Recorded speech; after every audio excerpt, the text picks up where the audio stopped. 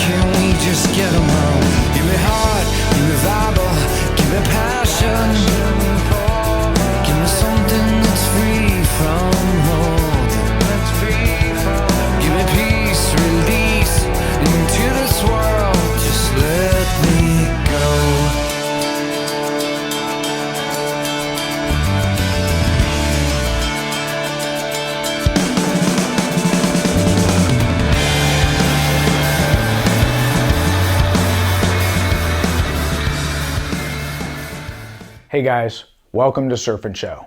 I'm Noel Salas, and today's surfboard review is on the Fishbeard by Channel Island Surfboards. Now I have two custom boards here, and I started with this one, and the reason I didn't go stock is because there was no stock dimensions for me to choose from. So I gave them some pretty typical dimensions for me. Thinking about a twin fin fish, I went 5'4", 18 7/8, 2 1/4. And I didn't know where the leaders would land at volume-wise. So these are my thoughts that were going through my head when I ordered this board. Most fish-type boards have a lot of surface area in the nose, right? And the longer I go, the more it has a tendency to catch up here, and I can't get crisp turns. So I end up going 5'3" or 5'2". Well, this one coming in at 5'4", when I got it, I'm like, wow, it's got more of a high-performance outline, right? And I'm thinking this should be relatively free from catching. I didn't know that the leaders were going to come in at 24.9. So now I'm thinking, okay, it's on the low side leader range. I'm 5'9" and 160 pounds, but let's get out there and give it a ride. After a couple days of testing, completely free up here. Board's moving very well performance-wise, and I'm really liking it. But every now and then I noticed it catching in this area right here. And I'm thinking, I'm not sure what that is. This could just be a volume problem. So I called up to the folks at CI, sent them some clips, told them this is what's going on with the model. It feels good, I'm getting good turns, but every now and then this is what's happening right here, it's catching. So they agreed to shape me another board. Britt made me another custom 5'5" at 25.5 liters. Now, 18 7/8 wide, 2 1/4 thick. Just like this one. So we added an inch in length and it gave us a little bit more liters, and that solved my problem from it not catching right here. Now when Aaron and I decided to go to CI headquarters to pick this board up, we asked if Britt would come and join us and break this review down for us on the Fishbeard. He agreed and we had a blast. I think you guys are going to love this review, so sit back, get your favorite drink, and enjoy the show. We're here to talk to you about the Fishbeard. Maybe you can introduce us to it and the name itself's got me like kind of puzzled. Fishbeard. Yeah, Fishbeard. Right? Neckbeard too. Yeah. Huge fan of that board. Yeah. Tell us, are there some similarities? Yeah, we're calling it the Fishbeard because it's built on the Neckbeard 2 chassis. And the way that it came about was that Parker had been riding the Neckbeard 2 at a lot of places, but at the wave pool in Waco, like a lot of other people, it's kind of a go-to airboard for there. Sure. And then, riding at different spots around, and he just also, like we are right now, started getting intrigued with twin fins a little bit. And he'd been riding the CI Twin and the CI Fish. Right. And in his mind, he's like, I think that there's some way that this Neckbeard will work sick as a twin fin. Sure. So that's where we started, and we wanted to take the Neckbeard, which is such a good versatile rocker. Absolutely. Works well for so many people, works well across a bunch of different waves. Yep. And is like as cruisy as you want to be, but also as performance as you want to be. So we want to take that and then just make it into a fish. Right. So that's how it became the Fishbeard. Okay. And the way that we did that was we changed the outline in the back third of the board a little bit. Obviously we put a swallowtail on it, but that's a pretty simple thing. But it was really about changing this rail curve back here The neckbeard has a little bit of a break right there, which is Right. kind of a performance thing, kind of a Dane thing. Sure. Dane always likes to have a bit of a hip in his boards. Right. So we took out the hip, and in order to move from something as performance as a neckbeard to something like a fish, you want to have some straighter lines. So we straightened this rail line back here, and then we did the corresponding thing with a rocker back there. Right. So with all CI boards where we have the hip, generally the rocker breaks there as well for a high performance board. So we took that break out, and what we're doing is we're elongating this rail line, we're elongating this rocker line in the same way, kind of straightening it, but keeping a lot of curve off the back, because the neckbeard actually has a significant amount of rocker out the tail. Sure. We've even added a little bit about that in this one. Okay. So it creates more of fish curves on the board, hence the Fishbeard. But we really wanted it to be, Parker wanted it to be a performance fish. Right. He wanted to ride a twin fin because of that feel that we always love, like no drag, that freedom, that speed, Sure. that instant thing. Yeah. But his thought was, I don't want anyone to know I'm riding a twin fin. Right. I want to be able to rip the bag out of the thing and do the turns that I want to do. Sure. And in our minds, we're like, yeah, that's the perfect thing. Like if Okay. you could have all the speed and flow of a twin fin, Right. and feel that thing, but then do the turn that you want to do. Because guys like us that came up on thrusters, Right. there comes a moment where we just want to do a thruster Sure, turn sure. that you could only do on a thruster. No matter what you're riding, you're like, yeah, this is cool, but I really want to do this. Right. So that was his goal with that. And I think that the neckbeard gave us the right chassis to do that. Right. And then with these changes, we just created something that is super flowy, but then super high performance at the same time. So another question for me on chassis, concave.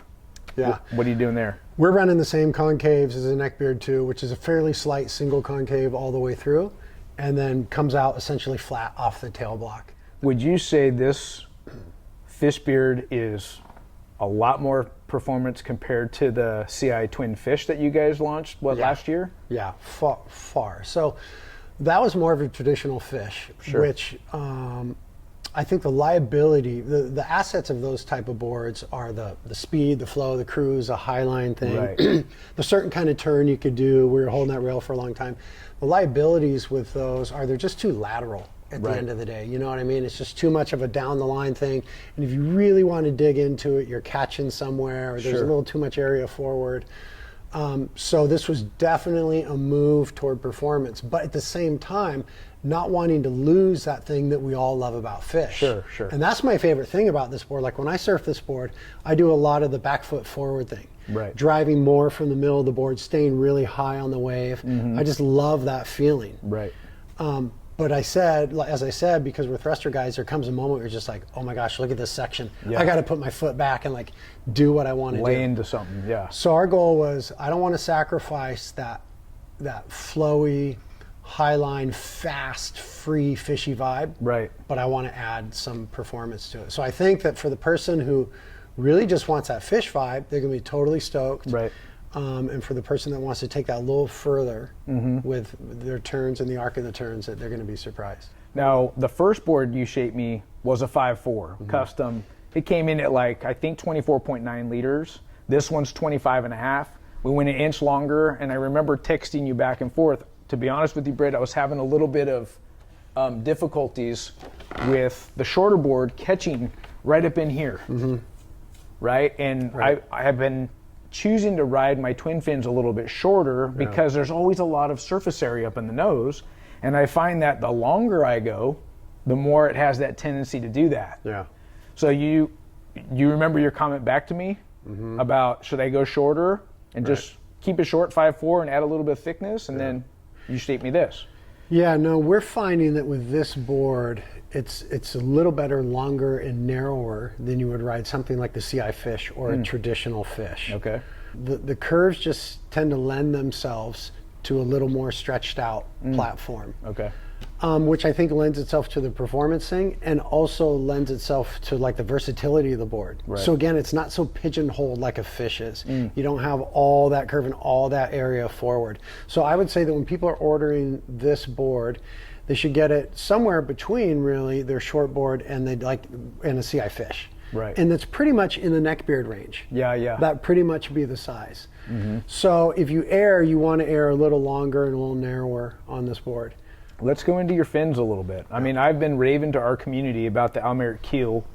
For me, I've been pushing this board I've been riding it in overhead surf, especially backside, and it's got great hold. And I always talk about, for me, a true test on a twin fin is how do I surf it backside? Yeah, so we've been really particular in working on the splay or the cant on these fins. And in general, I would say we're probably running more cant than your general fish sort of board, or a board with a keel setup. Right. And that again adds to the performance. It frees it up rail to rail. Right.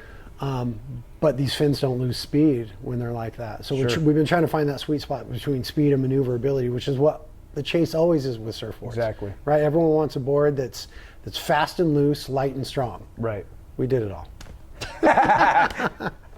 That's awesome. So now that we spent some time with Britt and he broke down the Fishbeard for us, I thought it'd be interesting to line up the 5.5 Fishbeard with a 5.5 Neckbeard 2.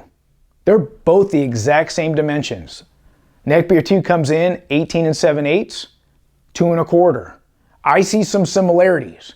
And remember what Britt said, from here up, it's basically a Neckbeard 2. This is so important because what I'm experiencing under my feet is because it doesn't have a lot of surface area up in the nose here like a traditional twin fin fish, it's completely free to give me precision turns in a tight transition. No catching here. And since we fixed the problem with the 5.4 being low on leaders, now it's not catching here anymore. That brings me to this. Since we went up to 5.5 and I was pushing this board in overhead surf, I think we could go even 5.6, a little bit longer. I wouldn't add any more in width and thickness. I would keep it that the same, but now I have a more rail line to push off of. So my thing is, if you are stuck, you want to buy this board and you're stuck between two stock dimensions, take the longer one of the two. You'll be stoked. It's completely free up here. You got high performance surfing. It's carrying a bunch of speed and it's still doing great turns and tight transitions. So let's look at some waves together. Nice overhead wave coming off the bottom. Nice release right into a bottom turn. That's the hold I'm talking about. This right, there it is again. Good hold.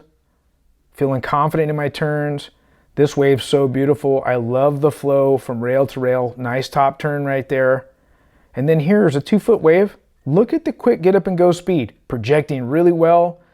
Looking a bit explosive. This is good rail to rail transition. Able to finish it strong. I love this wave just coming off the bottom. Picking my spots. Hitting my turns with confidence. Excellent hold and performance.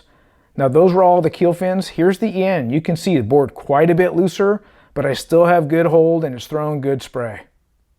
So I did the bulk of the review on the 5.4 and 5.5 with the Almeric keel fins. That's the fin I recommend. Great hold and good performance, especially in bigger surf. I did also put the ENs, which is not a keel fin, so it's a little bit more upright and it's going to give me a quicker pivot and a tighter turn in transition, and those felt great too. Both frontside and backside had excellent hold. Now I recommend the Fishbeard for intermediate all the way to pro level surfers. And the wave range, it will grovel in 1 to 2 foot surf. It's a great paddler and it's got that get up and go speed. So you guys will be stoked even in really small surf. And if you're gonna push it like I did in overhead surf, Almeric keel fins will give you the hold you're looking for. Look, special shout out thanks to Britt for breaking down the Fishbeard for us and CI for sending these boards down for review. Look, if you like the show, subscribe. You can also find us at surfandshow.com. Until next time, we'll see you in the water. Bye-bye.